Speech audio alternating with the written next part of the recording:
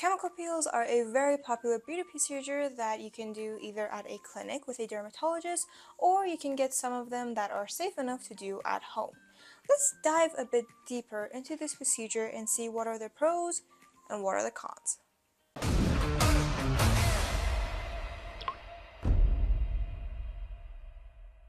What's up guys, welcome back to my channel. If you don't know who I am, my name is Bahar and I'm excited about sharing my knowledge and personal experiences about skincare with you. If you haven't already, make sure to hit that subscribe button so you too can join our community. Chemical peels have many different purposes. For example, the first one, which I think is, well, pretty obvious, is exfoliation and smoothing out your skin, increasing blood flow and oxygen to your skin cells, increasing skin cell turnover, anti-aging purposes like lifting your skin and even collagen production, cleaning out your pores, getting rid of acne, fading any type of acne scar, acne spots, and even hyperpigmentation, and even hydration.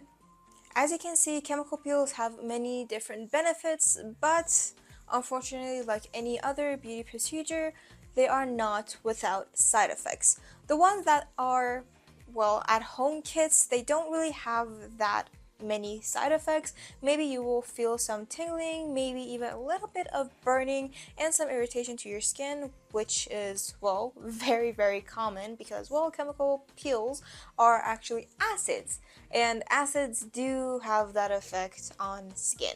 So redness, irritation, and even tingly feelings after doing at-home kits are very common. But the ones that you are doing at clinics are at a very higher concentration than the ones that you do at home, and they need to be done by a very experienced dermatologist. Otherwise, they can unfortunately lead to chemical burns. When it comes to acid therapy or, well, chemical peels, it is very important to know how long that specific product should be on your face, whether you're doing an at-home treatment or even you're doing it at a clinic. Even some of these products that you buy for skincare have a time limitation. For example, the Ordinary Peeling Solution. Everywhere that you look at, they say that this product should not be on your face for more than 10 minutes. And that is, well, a skincare product, not even at a home kit. So imagine having a kit for chemical peeling and you leave that on your skin more than it said you should leave it. Definitely not good results, and well, it's for the same reason I say that you need to do at a clinic treatment with a very experienced dermatologist, because, well, they absolutely know how long a treatment should stay on your skin and they know when to take it off so you don't experience any discomfort. Well, you will experience discomfort, who am I kidding, but you won't experience any severe discomfort, so to speak. If you are thinking about, well, doing a chemical peel, especially with a dermatologist, there is a few things that you need to keep in mind.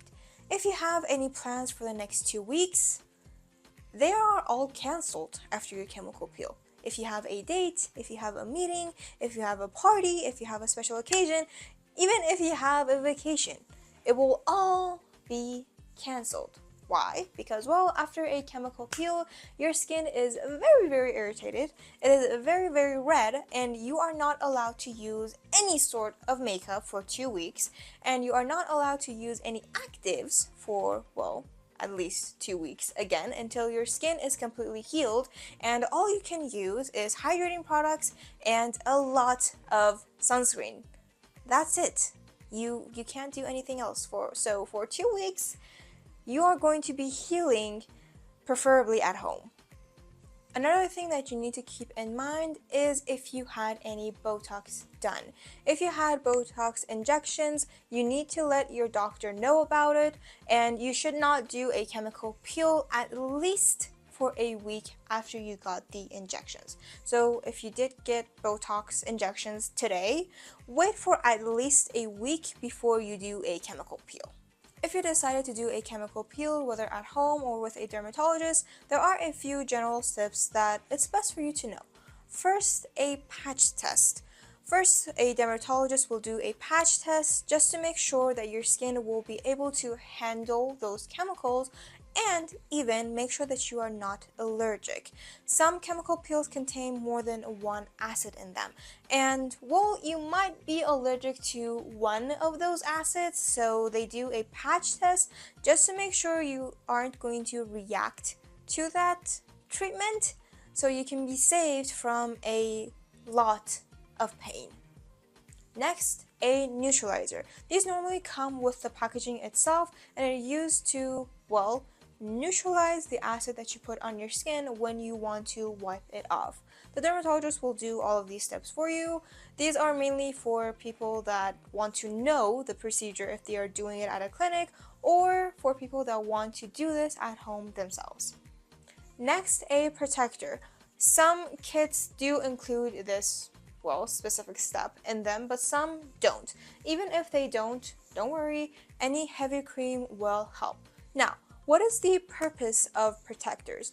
Well, some areas of your face are much more sensitive than the other areas of your face. For example, around your eyes, around your mouth, and around your nose.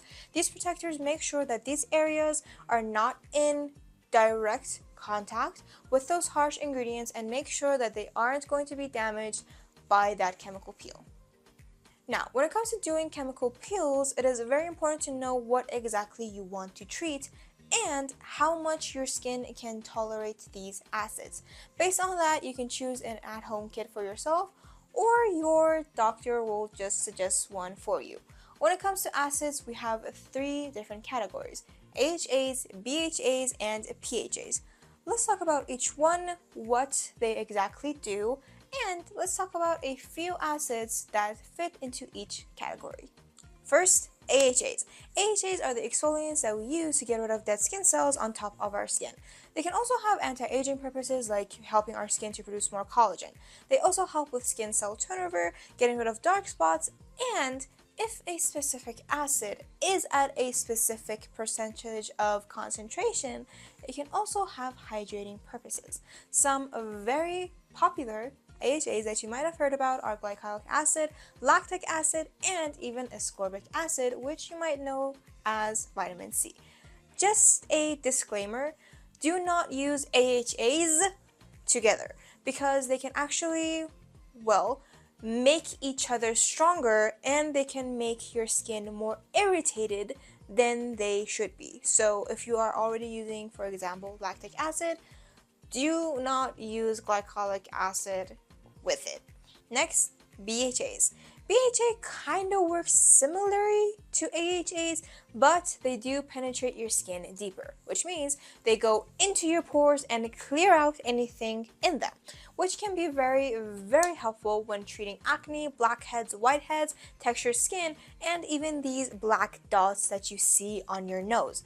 The most popular BHA that I am sure everyone has heard about is salicylic acid. Salicylic acid is also very beneficial when it comes to oil control. Keep in mind, if you want to use a BHA with an AHA, this is actually very recommended. Why? Because BHAs can actually reduce the irritation that AHAs can cause to your skin, and they can actually boost each other's positive features. So if you want to use an AHA with an BHA, for example, lactic acid with salicylic acid, because this is something that I do, it is very recommended. And lastly, PHAs. PHAs are widely known as AHA's next generation cousin. That's because they, well, do exactly the same as AHAs without the irritation part. That is because PHAs have a larger molecule structure, which makes them less irritating. This also makes them very suitable for people with very sensitive skin types, for example, people who are rosacea prone or even people with eczema. They are also very good antioxidants, and they are also humectant, which, well, means they can hydrate your skin, and they also level out the pH level of your skin. A very, very popular PHA that, again, I am sure everyone has heard about is azelaic acid. All of these acids that I talked about have very different concentrations. The ones that you buy as skincare products don't really have that high of a concentration, but the ones that are done in clinics, well, those are very, very high in concentration and they should only be used in a clinic under the supervision of a dermatologist.